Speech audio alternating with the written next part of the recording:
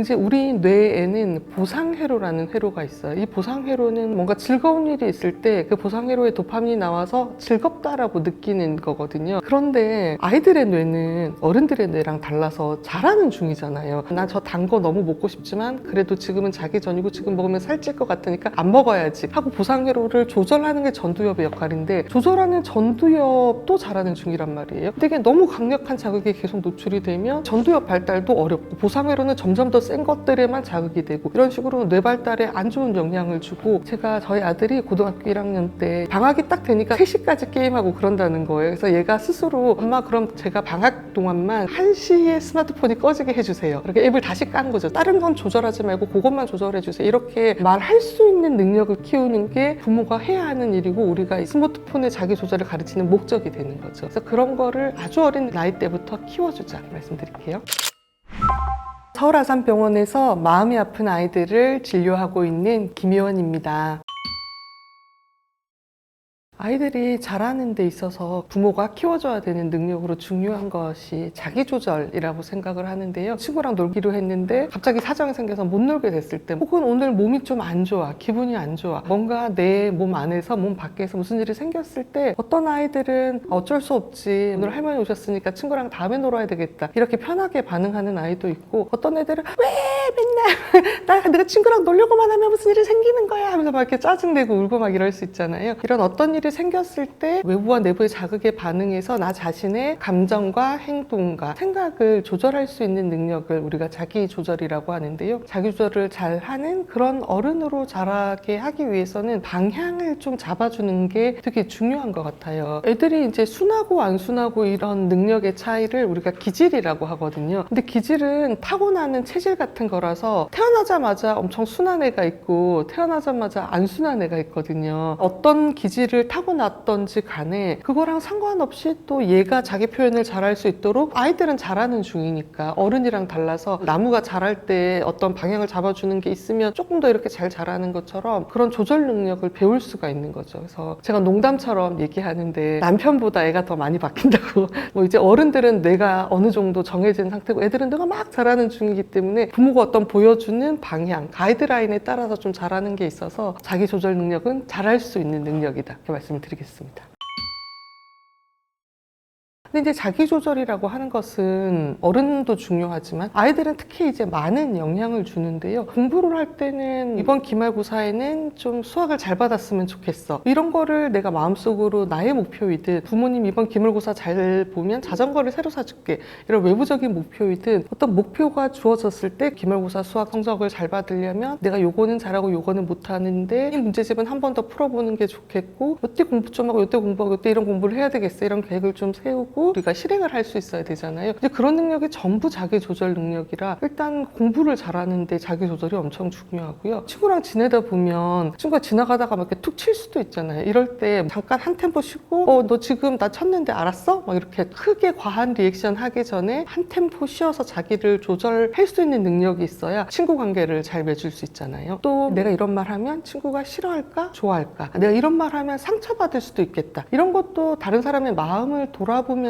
내 말과 행동을 조절하는 능력도 자기 조절이라, 이게 뭐 친구 관계나 대인 관계에 되게 중요한 능력이 되는 거죠. 뭐 그런 것뿐만 아니라 일상생활을 유지하는 데 있어서 아침에 시간 맞춰서 일어나고 양치해야 되고 밥 먹어야 되고 가방 메고 늦지 않게 학교로 가야 되잖아요. 이런 모든 일상생활을 유지하는 데 있어서 되게 많이 필요한 능력이 자기 조절이거든요. 그래서 뭔가 우리가 인생을 살아가는 데 있어서 자기 조절이 굉장히 중요한 능력이고, 또 아이들이 아동 청소년기를 지나면 이런 능력들이 자라기 때문에 이런 능력을 잘 키워주는 것이 중요하겠습니다.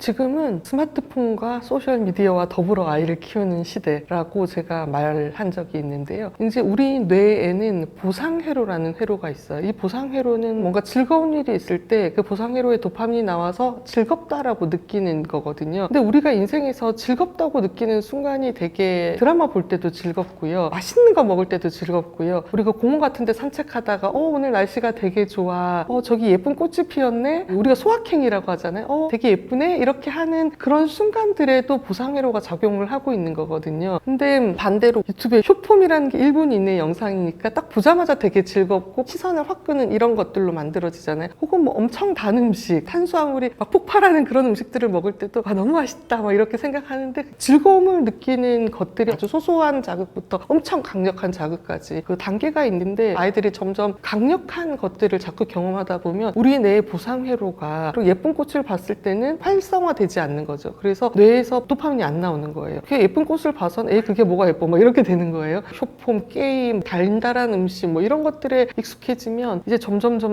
보상회로가 강력한 자극만 찾아다니게 되는 거죠. 그리고 내가 중독의 단계가 되면 나를 자극시키는 도박, 알코올, 인터넷, 쇼폼 뭐 이런 것들만 들어와야지만 도파민이 생기고 그게 없으면 보상회로가 도파민을 자극하는 것들을 빨리 줘. 이런 거 이제 우리가 중독의 갈망 상태라고 하는데 그렇게 되거든요. 그 중독의 갈망 상태라고 하는 것이 사실 이제 알코올 중독, 마약 중독, 도박 중독, 인터넷 중독, 게임 중독은 뇌의 구조는 거의 비슷한 기전으로 일어나는 거거든요. 그런데 아이들의 뇌는 어른들의 뇌랑 달라서 자라는 중이잖아요. 보상회로도 자라는 중이고 나 저 단 거 너무 먹고 싶지만 그래도 지금은 자기 전이고 지금 먹으면 살찔 것 같으니까 안 먹어야지 하고 보상회로를 조절하는 게 전두엽의 역할인데 조절하는 전두엽도 자라는 중이란 말이에요. 근데 이게 너무 강력한 자극에 계속 노출이 되면 전두엽 발달도 어렵고 보상회로는 점점 더 센 것들에만 자극이 되고 이런 식으로 뇌 발달에 안 좋은 영향을 주고 그래서 즐거움을 느끼는 뇌랑 내가 뭔가 하고 싶다라고 생각하는 동기를 관여하는 뇌가 이제 거의 같은 비슷한 역할을 하는 부위들이 하는데 사소한 일에 즐거움이 없으니까 뭘 하고 싶은 게 많이 없어지거든요. 그래서 그런 뇌들의 발달에 영향을 많이 주어서 얘들한테 안 좋은 거죠. 또 요즘 청소년들은 사실 소셜미디어가 문제거든요. 저도 어제 점심에 뭘 올렸는데 밥 먹고 나면 좋아요 몇 개 나왔나 진료 끝나고 나면 좋아요 또 몇 개 나왔나 이렇게 계속 보게 되잖아요. 근데 애들은 저희보다 더 많이 보거든요. 영향을 되게 많이 받고 애들은 그런 좋지 않은 댓글 뭐 다른 애가 자기에 대해서 안 좋게 쓴 거 이런 거에 영향을 되게 많이 받고 막 우울해지고 이럴 수도 있거든요. 그래서 일상생활의 다른 부분을 살아가는데 아이들이 써야 하는 에너지를 이 소셜미디어가 되게 많이 뺏어가고 있다라는 생각이 들거든요. 그런 공부, 뭐 운동, 일상생활을 유지하는 능력이 자라는 것을 소셜미디어가 방해하고 있다. 그런 생각이 많이 드는 것 같아요.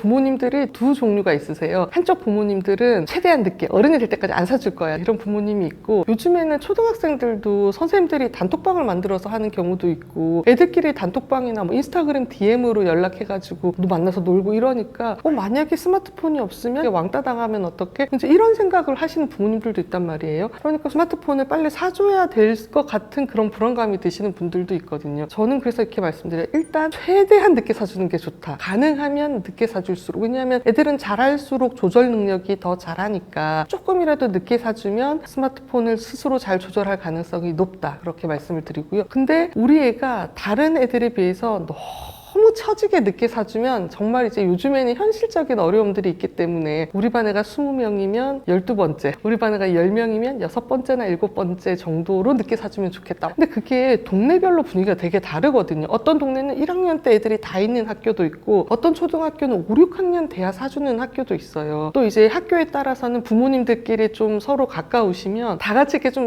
올해는 사주지 말자 이렇게 하시는 경우도 가끔 있거든요. 그래서 가능하면 늦게 사주지만 너무 처지지는 않게 사주시면 좋겠습니다. 그리고 스마트폰을 사주기 전에 제일 중요한 게 뭐냐면요. 스마트폰을 내가 사주면 대신에 너는 이걸 어떻게 사용할 것인지 미리 약속을 정해야 돼. 많은 분들이 사주고 나서 한 두세 달 만에 내가 이걸 왜 사줬을까? 그리고 이거 시간을 제한하려고 하니까 애들이 절대 안 하겠다. 이런 경우가 되게 많거든요. 그래서 사주기 전에 먼저 사주는 대신 네가 이걸 사용을 잘해야 된다라는 걸 얘기를 해야 되고 사용 규칙을 정하는 이유는 스마트폰을 사용을 스스로 아이가 조절할 수 있는 능력을 키우기 위한 거거든요. 그러니까 이거를 뭐 가끔씩 부모님들 중에는 한 번 잘못하면 한 달 금지 막 이렇게 시키는 경우도 있는데 이제 아예 한 달 금지가 마음은 편하거든요. 근데 줬다 뺐다 줬다 뺏었다 하면서 아이가 이거를 스스로 조절해 가는 힘을 키우도록 하는 게 되게 중요한 거고요. 저학년일수록 저는 꼭 부모님들이 사용 시간을 조절할 수 있고 얘가 얼마나 사용하고 있는지를 관찰할 수 있는 앱들이 많이 있거든요. 부모님이 아이가 스마트폰을 어떻게 사용하는지 꼭 모니터링하는 거 거를 까셔야 되고요. 일단 아이들이 사용하고 나면 안 깔겠다고 하는 경우가 많기 때문에 아예 사주기 전에 앱을 깔았으면 좋겠고, 뭐 사용 규칙은 부모랑 아이랑 같이 정하는 건데 몇 시에는 더 이상 사용하지 않는다, 사용 시간을 끝낸다, 혹은 뭐 학교 숙제나 학원 숙제를 끝난 다음에 게임이나 스마트폰이나 유튜브를 볼 수도 있다, 뭐 이런 기본적인 최소한의 규칙들은 정하는 게 좋고요. 아이를 키울 때 어떤 우리가 훈육을 할 때 만드는 모든 규칙은 절대적인 건 없어요. 계속 바꾸는 게 좋거든요. 그래서 바꾸는 날을 정하는 게 좋아요. 그래서 제일 좋은 거는 일주일 단위로 서로 이 규칙에 대해서 논의하는 날을 정하고, 뭐 가족들이 모여서 혹은 아이랑 엄마 아빠랑 앉아서 이번 일주일 동안 규칙을 얼마나 잘 지켰는지 점검하고, 그럼 다음 주에 어떻게 할지를 규칙을 정하는 거죠. 근데 한번 규칙을 정했으면 좀 안 맞아도 일주일 동안은 좀 꾸준히 지키는 게 좋고요. 월요일에 오늘의 규칙을 잘 지켰어요. 그럼 화요일에는 스마트폰을 사용할 수 있어요. 근데 화요일에 규칙을 못 지켰어요. 그러면 수요일은 스마트폰 사용할 수 없어요. 이런 식으로 하루 단위로 이렇게 줬다 뺐었다 하면서 저학년 때 처음 시작할 때 잘 잡아두어야 나중에 이제 나이가 들어서도 잘 하게 되거든요. 청소년기가 되면 아이들이 이런 앱이나 혹은 뭐 줬다 뺐다 하는 이런 걸로 하기 어려운 나이가 되거든요. 그래서 그 전에 이미 좀 조절력을 가지고 있는 게 중요하고요. 제가 저희 아들이 고등학교 1학년 때 집에 방학 때 딱 있으면서 내가 하루 종일 너무 게임을 많이 한다는 거예요. 유튜브도 너무 많이 하고. 저희 애가 중학교 때까지는 그 앱을 쓰다가 고등학교 들어가면서 이제 제가 앱을 풀어줬거든요. 안 하고 네가 조절해봐라. 근데 학기 중에는 괜찮았는데 방학이 딱 되니까 너무 많이 하고 3시까지 게임하고 그런다는 거예요. 그래서 얘가 스스로 엄마 그럼 제가 방학 동안만 4주 동안만 1시에 스마트폰이 꺼지게 해주세요. 이렇게 앱을 다시 깐 거죠. 다른 건 조절하지 말고 그것만 조절해주세요. 이렇게 말할 수 있는 능력을 키우는 게 부모가 해야 하는 일이고, 우리가 이 스마트폰의 자기 조절을 가르치는 목적이 되는 거죠. 그래서 그런 거를 아주 어린 나이 때부터 키워주자, 이렇게 말씀드릴게요. 아이의 자기 조절을 키우는 데 있어서 가장 중요한 부모의 행동 한 가지만 얘기한다면 부모의 자기 조절이다 라고 꼭 말씀을 드리고 싶고요. 부모님들도 애가 특히 이제 나이가 들면 들수록 꼴 보기 싫을 때가 많으시기 때문에 소리 지르거나 혹은 좀 심한 말을 하거나 비난하는 말, 그런 거를 하기 전에 좀 내가 한번 한 템포 쉬고 이 말 할지 잠깐 생각해보고 진짜 몇 초만 숨 크게 3번만 쉬시면 심한 말, 후회할 말 안 하실 수 있거든요. 근데 부모가 자기 조절을 잠깐만 해도 이제 그게 여러 가지 의미가 있는데, 첫 번째로 엄마도 폭발하기 전에 숨 쉬잖아요. 아이들은 부모의 말이 아니라 행동을 보고 배우거든요. 아, 저렇게 폭발하기 전에는 심한 말 하지 말고 나도 숨 잠깐 쉬고 해야 되는구나 라는 걸 엄마가 온몸으로 가르치고 있는 거거든요. 부모의 자기 조절하는 모습을 보면서 아이들이 아, 자기 조절을 해야 되는 것이구나, 이걸 배운다는 거고요. 그리고 숨 한 번 쉬고 나의 생각이나 감정, 네가 이렇게 잘 하겠다고 해서 엄마가 스마트폰을 사줬는데 우리가 여러 번 규칙을 정해도 계속 규칙을 안 지키고 이러니까 엄마가 너무 속상하고 실망스럽다, 이런 부모의 감정이잖아요. 감정을 말로 표현하는 것도 아이들이 아, 감정은 폭발하는 게 아니라 말로 표현하는 것이구나, 이런 걸 배우거든요. 부모가 온몸으로 감정을 조절하는 모습을 보여주는 것이 되게 중요하다, 이런 말씀을 드리고요. 부모님들이 사실 애들한테 너는 왜 맨날 그러니 좀 비난하는 말이잖아요. 근데 애들은 비난하는 말을 들으면 기본적으로 방어 모드에 들어가기 때문에 엄마도 맨날 그러면서라든지 나도 다 사정이 있다고 이렇게 말을 하기 쉽거든요. 근데 되게 좀 공격적이거나 조절을 못하는 아이도 실망이다, 서운하다, 안타깝다, 뭐 이런 말들에 굉장히 영향을 많이 받아요. 그래서 오히려 엄마가 실망했어, 엄마가 속상해, 이런 말들이 훨씬 아이를 많이 바꿀 수 있다, 이런 말씀을 드리고 싶고요. 한 가지 더 추가한다면, 이제 아이들이 어리면 어릴수록 화가 나거나 슬프거나 감정 조절이 안 되는 순간에 자기가 뭘 해야 될지 방법을 모를 수 있거든요. 그래서 그런 전환하는 방법을 알려줄 수 있으면 되게 도움이 돼요. 그런 잠깐 숨 쉬는 거, 심호흡하는 거, 괜찮아, 잘하고 있어, 괜찮아질 거야, 잠깐 숨 쉬고 나중에 다시 얘기하자, 스스로에게 말 걸면서 버터플라이 허그 하는 거, 혹은 뭐 잠깐 뛰고 오기, 뭐 이런 거 있잖아요. 사소한 아이들을 위한 전환 방법들을 이거 한번 해볼까? 너 지금 화가 나는 것 같아, 이거 화날 때 우리 이거 해보자, 이런 아이한테 맞는 전환 방법을 같이 찾아주는 것들도 부모가 아이 자기 조절을 키우는데 해줄 수 있는 그런 것들이 될 것 같습니다. 아이들의 자기 조절은 사실 뭐 태어나는 순간부터 어른이 된 이후에도 끊임없이 자라나는 어떤 연속적인 과정인데요. 근데 생애 가장 초기에 일어나는 자기 조절의 가장 중요한 바탕이 되는 것은 정서적 안정감이거든요. 왜냐면 우리가 이렇게 사소한 일에 쉽게 자극을 받고 쉽게 흔들리는 사람은 자기 조절이 어려울 수밖에 없거든요. 무슨 일이 있어도 크게 흔들리지 않고 대담하게 담대하게 대할 수 있는 사람들은 자기 조절을 잘 하는 사람이 된단 말이에요. 근데 그런 어떤 정서적 정서적인 안정감의 가장 바탕은 태어나서 처음 1, 2년, 2, 3년 사이에 생기는 거죠. 우리가 이제 애착이라고 부르는 태어나서 나를 돌봐주는 첫 번째 어떤 사람, 그 사람하고의 관계에서 비롯되는 따뜻하고 막 되게 좋았고 내가 울면 잘 달래주었고 내가 옹알이 했을 때, 내가 걸었을 때, 내가 처음 엄마 했을 때 엄청 사랑스럽게 봐주고 좋아해주고 잘한다고 해주던 그런 어떤 부모의 따뜻한 느낌적 느낌. 내가 그때 엄마가 어떻게 했는지 기억은 안 나지만 나를 되게 사랑해주고 이뻐해주고 소중하게 생각해주었던 따뜻한 느낌적 느낌이 우리 마음에 남아있는 거죠. 그래서 그런 것들이 무엇을 결정하냐면 기본적으로 나는 어떤 사람이다 라는 것에 대한 바탕이 되는 거죠. 나는 괜찮은 사람이야. 나는 사랑받을 만한 사람이야. 모든 사람이 나를 사랑하진 않지만 기본적으로 사람들은 나를 괜찮다고 생각해. 이런 게 이제 아이가 세상에 대해서 혹은 자기 자신에 대해서 바라보는 어떤 기본적인 틀, 신념 같은 것들이 될 텐데요. 이런 게 가장 어릴 때 부모가 만들어 주었던, 보여주었던 어떤 따뜻한 관계에서의 경험에서부터 비롯이 되는 거거든요. 그래서 생후 초반에 그런 것들을 경험하게 되면 정서적으로 안정된 사람으로 자랄 수 있다는 거죠. 근데 만약에 우리 아이가 청소년기가 됐는데 정서적으로 안정되지 않아. 근데 그게 다 내 잘못은 아니에요. 왜냐하면 타고나는 기질도 좀 있고 예민한 아이들은 부모가 엄청 따뜻하게 키워도 그 예민함이 다 줄어들지 않을 수도 있거든요. 그리고 아이들이 부모의 품을 또 떠나잖아요. 학교를 살면서 학교 폭력을 당했거나 안 좋은 친구를 만났거나 선생님이나 혹은 학교에서 성공 경험을 잘 못했거나 다른 여러 가지 사회에서 아이들이 경험한 사건들이 또 역시 아이의 어떤 정서적인 안정감이나 자존감에 영향을 주기 때문에 모든 것이 다 내 책임은 아니지만 뭔가 그 생애 초반에 따뜻하게 잘 바라봐주고 따뜻한 시선으로 바라봐주고 잘 놀아주고 그랬었던 어떤 경험이 아이들에게 도움이 될 수 있는 거죠. 아이를 아빠에게 맡기면 안 되는 이유라는 그 동영상 시리즈들이 있었거든요. 근데 거기 나오는 게 아빠가 애를 던진다거나 아빠랑 애랑 같이 저지레를 한다라거나 근데 그런 약간 위험한 행동을 좀 도전해보고 저지레도 좀 해보고 그랬을 때 저지레했었던 것의 어떤 결과를 보고 이거를 어떻게 수습을 해보고 이제 이런 경험들이 사실 어떻게 생각하면 세상을 사는데 되게 도움이 되는 거죠. 이렇게 위험한 거를 해보거나 좀 도전을 해봤던 이런 경험들은 내가 평소 같으면 안 썼을 근육이나 안 썼을 어떤 감정 단계에 도달해 보면서 그래도 괜찮구나, 이걸 내가 스스로 조절할 수 있구나, 이런 경험을 하기도 하고 저지레를 했는데 아빠랑 같이 치우고 이런 경험을 하면서 세상을 앞으로 살면서 새로운 것에 도전해 보는 그런 경험, 더 큰 자기 조절을 할 수 있는 어떤 과정을 배우는 경험, 그런 거를 할 수 있는 거라서 아빠 역할이 되게 중요하다고 생각하고요. 특히 어린아이일수록 좀 에너지가 높고 각성 조절이 잘 안 되는 아이일수록 유산소 운동을 많이 하라고 그러거든요. 근데 이제 엄마들은 애들이랑 놀다 보면 좀 지쳐요. 엄마들도 밥도 해야 되고 청소도 해야 되고 빨래도 해야 되고 우리 엄마들의 마음속에는 내가 아직 하지 않은 집안일이 늘 마음속에 있잖아요. 제가 이런 말을 하면 아빠보다 제가 더 잘 놀아줘요. 아빠보다 제가 더 에너지가 더 높아요. 이런 엄마들도 있어요. 근데 이제 누구든지 간에 좀 그런 에너지를 충분히 소모하고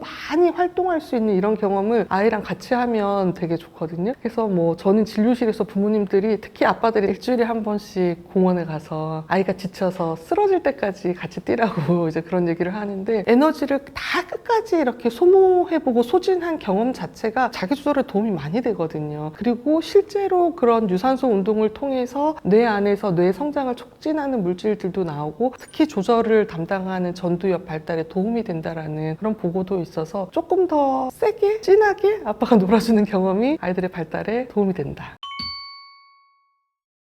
우리 감정은 되게 힘이 세거든요. 감정을 표현을 안 하고 쌓아놓으면 마치 풍선에 바람이 계속 쌓이기만 하는 것처럼 들어가 있다가 어느 순간 빵 하고 터진단 말이에요. 그래서 감정은 조금씩 풀어내고 내 마음에 감정이 자꾸 쌓여있지 않도록 하는 게 중요한데요. 그럼 감정을 풀어내는 가장 좋은 방법은 말로 표현하는 거예요. 내가 지금 어떤 기분인지, 내가 지금 7시에 일어나려고 알람 설정을 해놨는데 엄마가 6시 45분부터 와서 계속 깨웠잖아. 내가 스스로 할 수 있는데 엄마가 너무 일찍 와서 깨우니까 엄마가 나를 믿어주지 않는 것 같아서 속상해. 이런 말을 아이가 말로 풀어내야지. 애가 막 엄마가 와서 깨우는데 엄마는 왜 맨날 엄마가 이렇게 하니까 내가 안 일어나는 거야. 내가 지각하는 건 다 엄마 때문이야. 막 이렇게 하면 안 되는 거잖아요. 그런 것처럼 아이가 자기 감정이나 자기 생각이나 의견을 말로 표현할 수 있도록 하는 게 되게 중요한데, 근데 그런 감정을 말로 표현하는 능력은 내가 어떤 감정인지 잘 알아차리지 못하던 나이 때부터 부모가 내 마음을 말로 읽어준 경험에서 오는 거거든요. 그래서 너 속상했구나. 아, 너 미끄럼틀 타려고 하고 있는데 다른 애가 와가지고 먼저 새치기하고 타가지고 되게 화났구나. 이런 아이가 어떤 마음인지 우리가 이렇게 들여다볼 수 있는 것들이 있잖아요. 근데 그 마음을 말로 풀어내주는 경험이 필요한 거죠. 그래서 그런 경험을 통해서 아이가 아, 이게 서운한 감정이구나. 이게 화가 나는 거구나. 아, 이게 억울한 거구나. 이게 미안한 거구나. 이런 자기 감정 자체를 알아차리고 엄마가 그때 말했던 것처럼 아, 그 단어를 사용해서 그 표현을 사용해서 아이가 자기 마음을 말로 표현한 능력이 자라거든요. 그래서 마음을 말로 읽어준다가 가장 중요한 거고요. 두 번째는 이제 아이와 함께하는 즐거운 시간, 즐거운 놀이, 그런 거를 많이 하시면 좋고요. 아이가 어리면 어릴수록 놀이가 되게 중요한데, 놀이라는 건 사람이 가지고 있는 되게 큰 능력이거든요. 놀이 안에서 우리가 우리의 마음을 표현해내고 감정을 다루고 감정을 해소할 수 있단 말이에요. 애기들이 뭐 흔히 하는 놀이도 그런 거 있잖아요. 소아과 가서 예방접종을 맞았어요. 그러면 이제 그때부터 주사기를 들고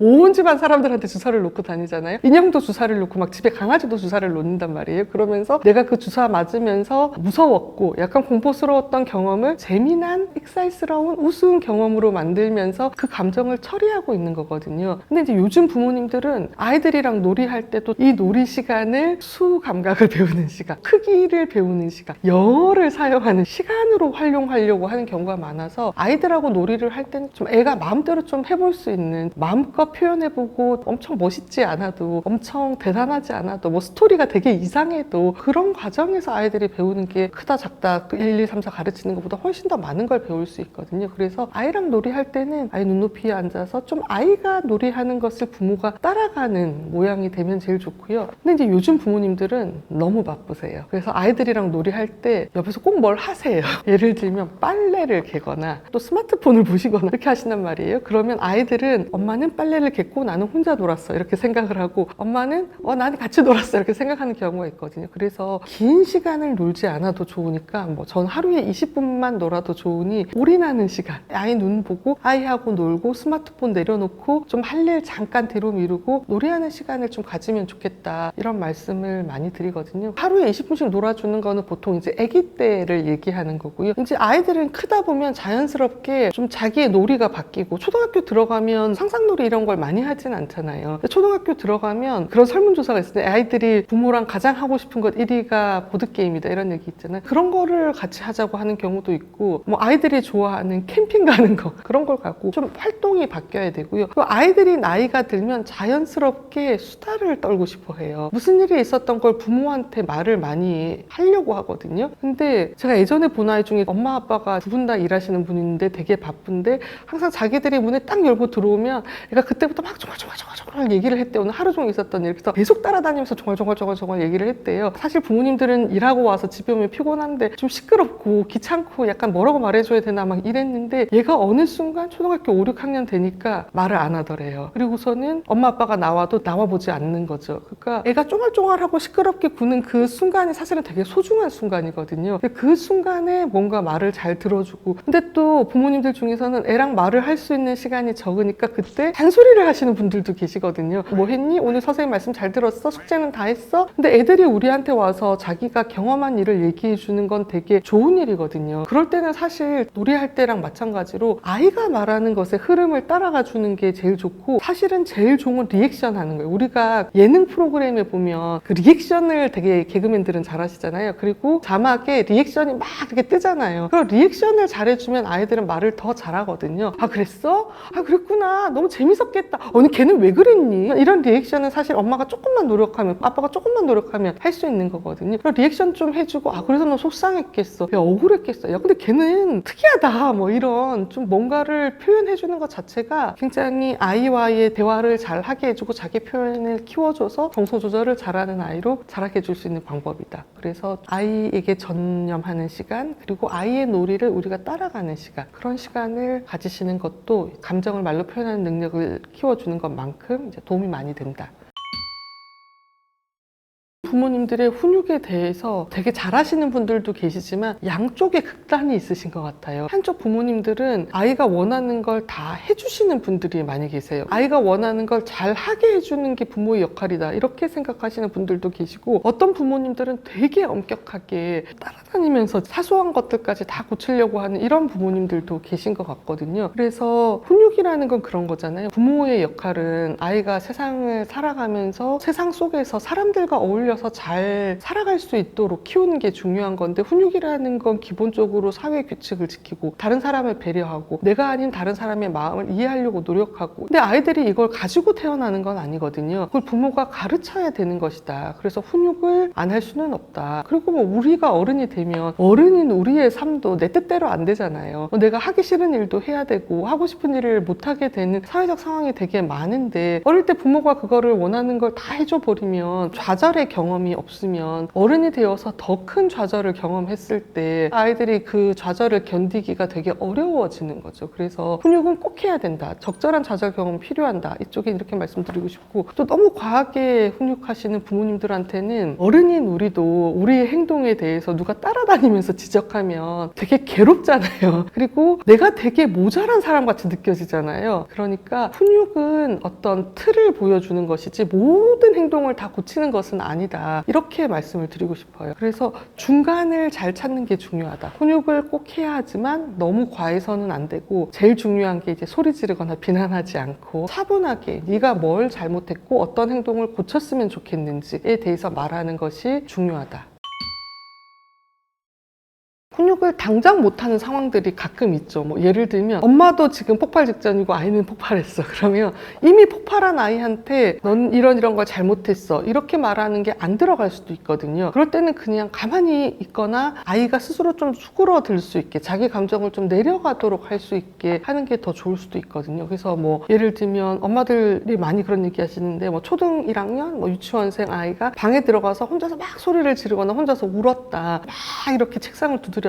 그런데 뭐 그 소리가 엄청 커서 옆집에 피해를 줄 정도는 아니다. 그리고 뭐 엄마한테 나와서 뭐 엄마를 때리거나 동생을 때리거나는 안 하고 혼자서 방 안에 있다. 그러면 저는 그냥 내버려 두라고 그러거든요. 왜냐하면 애가 그거를 뭐 4시간씩 하진 않잖아요. 그럼 두드리다가 스스로 감정 조절을 하고 내려오는 거라, 그 시간에 스스로 자기 감정을 조절을 해보려고 애가 애쓰고 있는 순간이거든요. 근데 지금 감정이 다 안 내려갔는데 엄마가 옆에 가서 너 왜 이렇게 시끄럽게 하니? 너는 맨날 이래. 뭐 이렇게 하면 다시 올라간단 말이에요. 그 분노든 슬픔이든 짜증이든 그게 내려가는 경험을 하는 게 중요한 거라, 지금 막 폭발하고 있는 중에 아이한테는 말을 길게 안 하는 게 좋다. 그리고 스스로 감정을 내려갈 수 있도록 좀 시간과 공간을 아이에게 주는 게 좋다. 그런 다음에 아이가 차분해지면 부모도 좀 차분하게 말할 수 있을 때, 근데 아까 네가 동생한테 물건 던진 거는 잘못한 거야. 동생뿐만 아니라 사람이 다른 사람한테 물건을 던지거나 다른 사람을 다치게 하는 거는 피해를 줄 수 있는 행동이에요. 그러니까 그런 행동은 하지 말자. 앞으로는 그렇게 안 하기로 해. 짧고 간결하게 네가 뭘 잘못했고 왜 안 되고 앞으로는 그렇게 안 했으면 좋겠다. 짧고 간결하게 훈육하는 게 좋고요. 또 공공장소, 사람들 많은 데서는 특히 이제 초등 저학년이나 유치원생들 막 백화점이나 뭐 마트에서 그럴 때 그냥 막 거기서 그 자리에서 말을 길게 하는 것보다 잽싸게 걔를 들고 차에서 걔가 소리 지르고 싶은 거 다 지르고 짜증내고 다 내고 달랜 다음에 그때 훈육을 하는 게 좋다. 이렇게 또 말씀을 드리고 싶습니다. 그러니까 친구들이나 다른 사람들 앞에서 우리 아이를 막 혼내는 거는 제가 별로 좋지 않다고 생각하고요. 우리 아이랑 얘랑 싸우잖아요. 만약에 싸우는 것을 내가 목격했어요. 그러면 얘 말도 충분히 들어보고, 그래서 혹시 얘가 오해한 건 없는지, 얘가 오해한 건 없는지, 그리고 얘는 어떤 기분이고 얘는 어떤 기분이었고, 그럼 앞으로 어떻게 하면 좋을지 이걸 쭉 풀어주는 과정이 필요하거든요. 근데 이거는 서로 쌍방 잘못했을 때 일이잖아요. 근데 우리 아이가 뭘 잘못한 거를 다른 사람들 앞에서 말을 하면 애들이 굉장히 자존심 상해서 스스로 잘못했다고 생각하지만 인정하지 않을 수도 있거든요. 그래서 형제간에 싸웠을 때, 친구들이랑 같이 놀다가 싸웠을 때 좀 별도의 분리된 장소에 가서, 없는 데 가서 얘기하는 게 좀 자존심도 살려주고 이렇게 할 수 있는 방법이라서 그런 것도 중요한 것 같아요.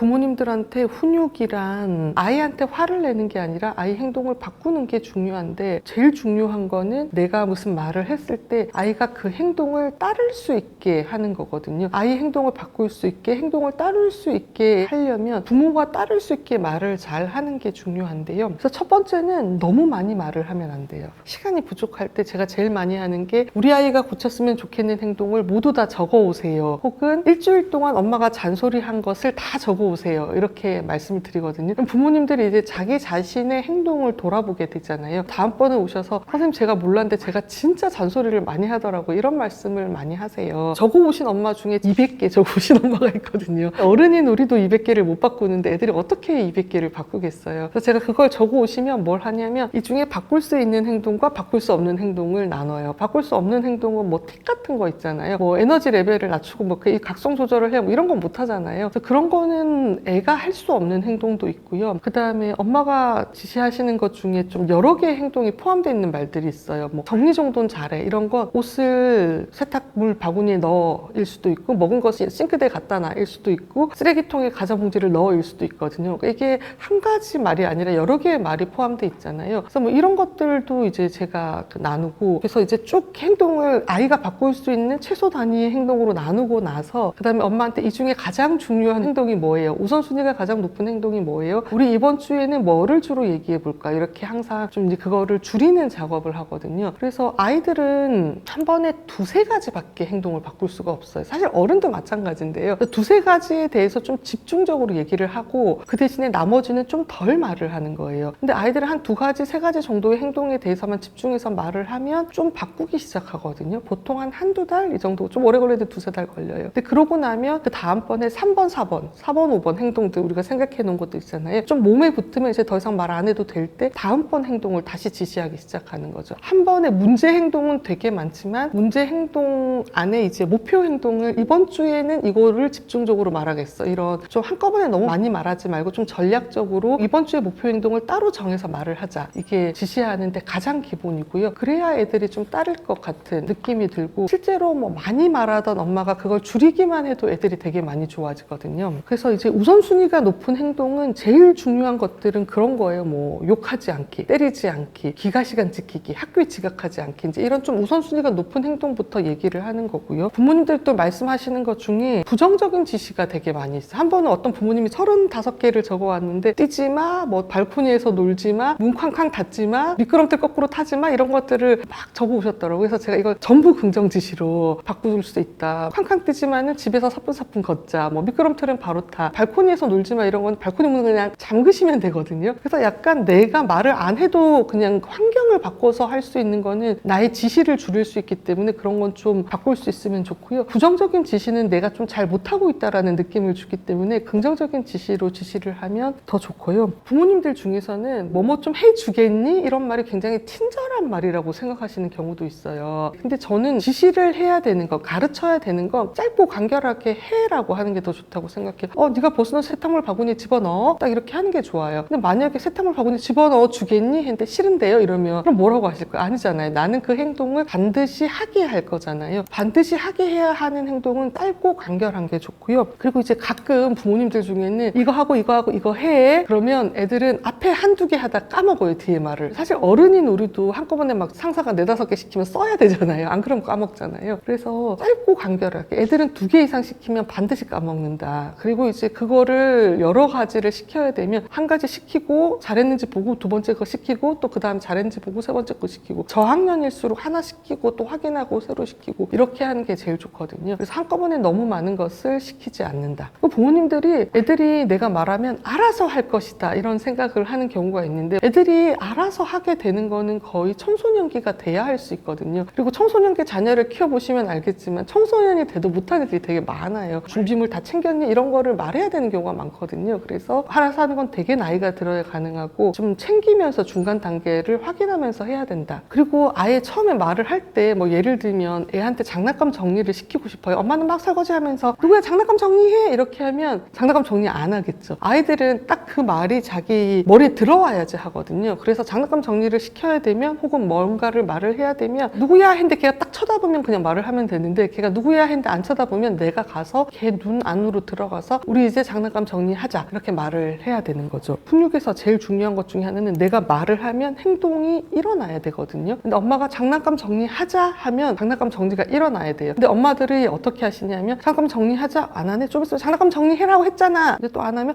너 왜 엄마가 몇 번이나 말했는데 장난감 정리 안 하니? 그 다음에 이제 화가 나시거든요. 근데 그렇게 하시면 안 되고 엄마 입에서 장난감 정리하자가 나오면 굉장히 빠른 속도로 장난감 정리가 시작이 돼야 돼요. 그래서 장난감 정리하자 했는데 한 1, 2분 정도 기다려주고 안 하면 저기 있는 공룡 장난감을 바구니에 넣어 이렇게 딱 뭘 하라고 지시를 하시고요. 그랬는데도 안 하면 장난감 공룡을 아이 손에 집어주고요. 그래도 안 하면 엄마가 아이 손 잡고 같이 정리를 해버리셔야 돼요. 그래서 엄마 입에서 장난감 정리하자는 말이 나오면 거의 5분에서 10분 안에 장난감 정리를 해야 돼요. 엄마가 양치질 하자 했는데 양치질을 안 하면 욕실에 데리고 가야 되고 그래도 안 하면 치약을 칫솔에 짜서 줘야 되고 그래도 안 하면 식혀버려야 돼요. 그래서 엄마 입에서 양치질 하자가 나오면 5분 안에 양치질이 일어나야 돼요. 그래서 아주 어릴 때부터 이런 거를 엄마가 말을 하면 지시를 따르는 것을 배우는 게 되게 중요하고요. 이런 것들은 많지 않아야 하지만 대신에 이번 주의 목표가 장난감 정리면 꼭 해야 돼요. 반드시 일어나도록. 어릴 때부터 가르치면 아이들이 스스로 잘 할 수 있거든요. 제가 이제 차트를 엄청 길게 쓰는 사람이거든요. 왜냐면 저가 까먹으면 안 되기 때문에 기록을 되게 길게 쓰는데 차트를 막 이렇게 쓰다 보면 길게 보는 애들은 뭐 유치원 때부터 고3 때까지 보기도 하고 그러니까. 근데